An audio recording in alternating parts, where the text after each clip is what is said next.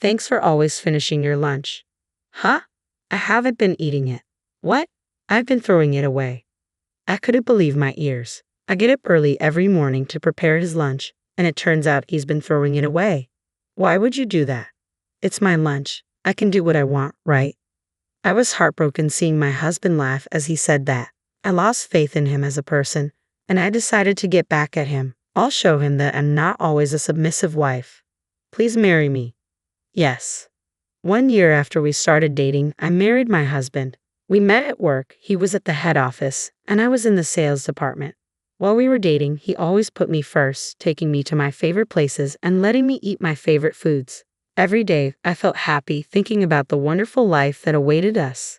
But after we got married, his attitude changed drastically. He began to nitpick everything I did and made all the decisions himself. He became a controlling husband, and things gradually got worse.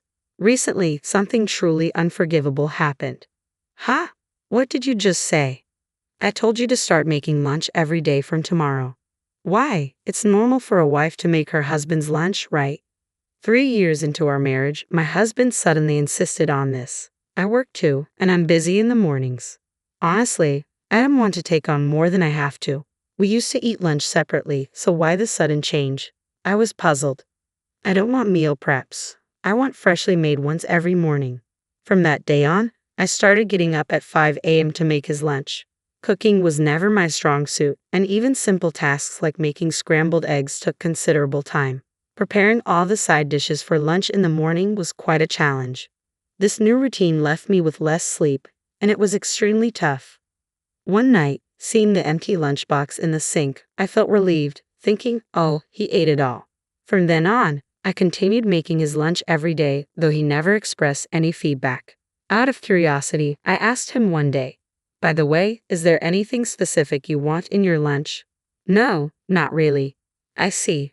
I thought you liked it since you always finish it. Ha! I haven't been eating it. What? I've been throwing it away. I couldn't believe my ears. I was baffled as to why he would throw away the lunch I got up early every morning to make. Why would you do that? Well, your cooking is bland. It doesn't make me want to eat. But I get up early and put a lot of effort into making it. Then make something that makes me want to eat. But you don't have to throw it away. You made it for me. I can do whatever I want with it. I was stunned. Why would he have me make lunch in the first place? When I asked him, he nonchalantly responded, because it's fun. He made me make lunch just so he could throw it away. I never thought he would do such a thing. I was so heartbroken that I cried myself to sleep that night and didn't make his lunch the next day. My husband got furious. I saw no point in preparing his lunch knowing he wouldn't eat it. But if I snapped back, I knew he would throw a temper. So I decided to fix his lunch again starting the next day, even though it was going to be thrown away anyway.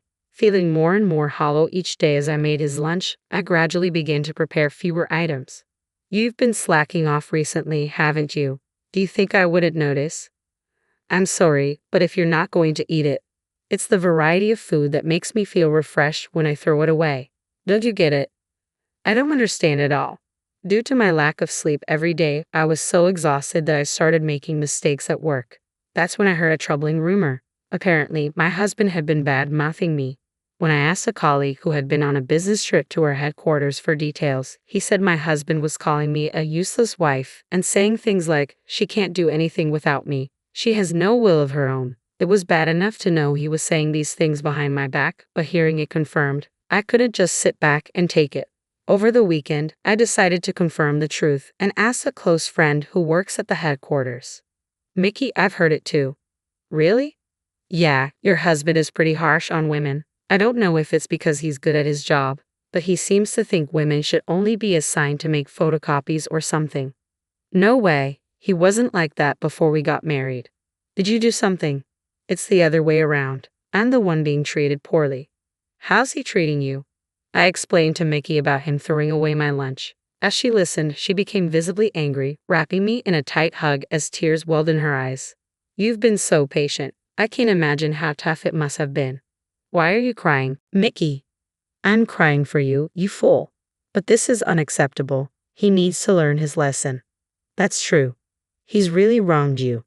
Have you thought about getting a divorce? I'm worried about finances right now. You can handle that. I'm more worried about you. You're numb to the pain even after being mistreated like that.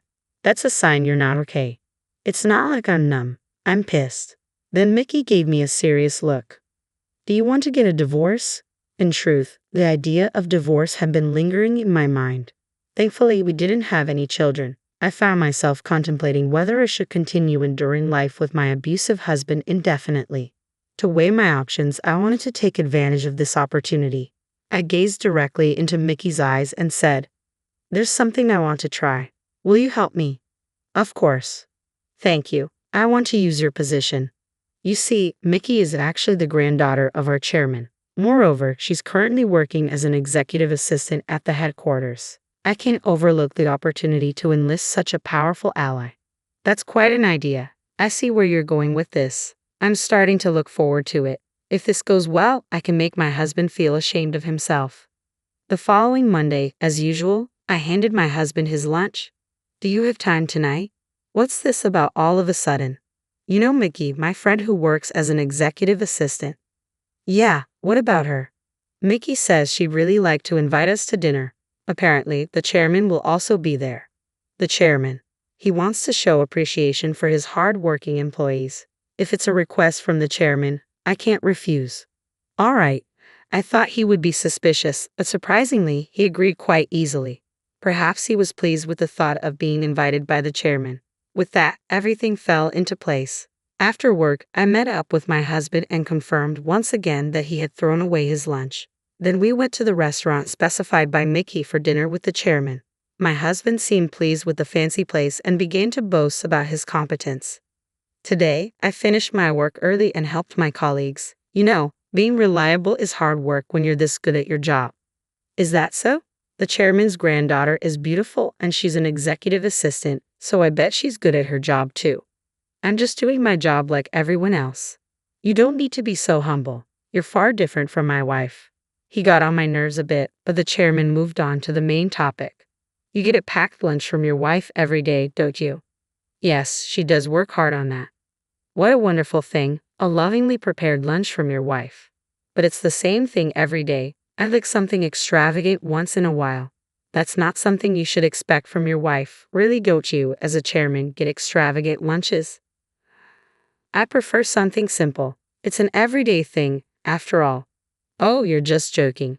You've even arranged for us to eat in such a wonderful place today. My husband's attitude was completely different from usual. He must have been trying to put on a good show in front of the chairman. I watched nervously, unsure of how it would unfold. "So, you don't cook?" the chairman asked. "Cook? No, that's women's work. I don't think that's the case nowadays. I think it's normal for men to work outside the home and for women to take care of the home. We both work, but ideally I'd like my wife to stay at home." "Really? Men are breadwinners and women are homemakers. That's how it's supposed to be." "That's a rather old-fashioned way of thinking." "Really? I think all men in the world would think the same way. Despite the increase in women's participation in society, they end up taking maternity leave or quitting their job. In the end, it's men who run society, and it's the same in our company as well. Don't you agree, Mr. Chairman?" That was the first time I heard such a thing, but he should know that we can't live on his income alone. He was spouting derogatory comments about women, but the chairman avoided addressing them and continued the conversation. "What do you think of men who cook?" he asked. "They're feminine. I've heard it's becoming more common, but I don't understand it. What if I told you that I enjoy cooking? Would you think I'm feminine?" "Ha! And what if I told you that I, not your wife, made today's lunch? What would you do?" "You're kidding, right?" You could feel the chairman's anger seeping through his words, and it's understandable because his handmade lunch was thrown away. "Hey, what's this about?" "What do you mean?" "What you said yourself. You didn't eat your lunch today, right?" The plan that Mickey and I hatched involved getting some help from the chairman, who had recently taken up cooking as a hobby. Yesterday, the chairman had kindly given us some of his homemade dishes, which I repackaged and handed over to my husband this morning. You set me up. It was far different from what I usually cook. Anyone could tell at a glance. My husband, who must have thrown it away without checking, was momentarily at a loss for words. Watching this, Mickey spoke up. "Aren't you more concerned about the terrible things you're doing?" "What terrible things?" "It's strange to throw away food every day without even eating it." That's right, it's the worst to just throw away something someone else has made for you without any appreciation. Well, if I had known it was made by you, sir, I wouldn't have thrown it away. My husband was trying to hastily backtrack, looking pale at the chairman's words. So you wouldn't throw away the lunch I make, but it's okay for you to throw away the ones prepared by your wife? Well, she's no good of a wife. Can a husband do whatever he wants? That was my last straw. You are really the worst. What are you on about all of a sudden? Don't you realize how much your actions are hurting me? Huh? Why are you getting so worked up? I can't stand it anymore. I want a divorce. My husband stood looking perplexed. He glanced around the room, realizing he had no one to back him up, and began to panic. What are you talking about? How can you just say something like that out of the blue? It's not out of the blue. I've been thinking about it for a long time. Where did the kind man I married go? I was in love with you then. I don't love who you are now. As I conveyed my feelings, tears began to spill. I took out the divorce papers that I had put in my bag and placed them on the table. All you need to do is sign. I filled in the rest. You're serious. If this looks like a joke to you, you're more helpless than I thought.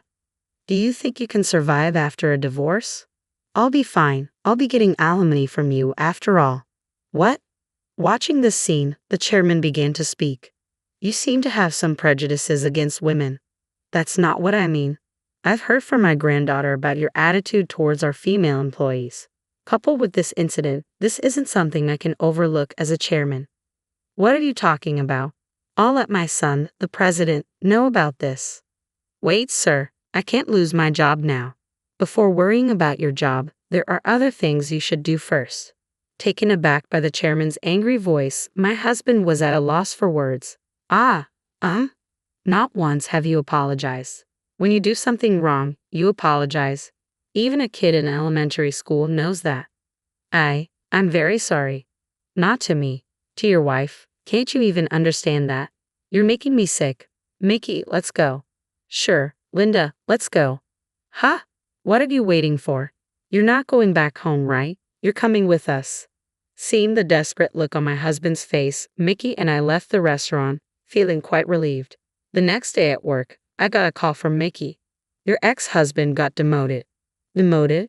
When HR investigated his work behavior, there were complaints from female employees, one after another. Is that so? And apparently his performance in sales has plummeted. He deserves it. It seems that he was transferred to a sales branch in the countryside, where the women were quite formidable. At first, he seemed to resist and continued his tyrannical behavior, but the place was filled with tough women, like old-school matriarchs. Within a week, he was unable to talk back. Now he is so respectful of the women in the office that he even voluntarily makes copies. 2 weeks later, Mickey contacted me again. I was issued a notice of termination and was told that I would be transferred to work at the head office in a secretary position. What does this mean? I think this is the chairman's doing. It seems that the chairman took a liking to me after seeing my declaration the other day. So, he spoke with the president to allow me to work as a trainee secretary with Mickey. Oh, and there's a message from Grandpa. What? He said we're going to have a dinner party once a month, where you'll eat his homemade food. This is an order coming from him as a chairman. What? The chairman's gonna cook for me? He apparently wants to treat you. He even mentioned taking cooking classes. Later, the divorce was finalized successfully. I was able to receive my desired amount of alimony, which was $20,000. I lost a husband but gained a new friend. I'm happy. From now on, I plan to have my chairman teach me how to cook delicious meals for myself.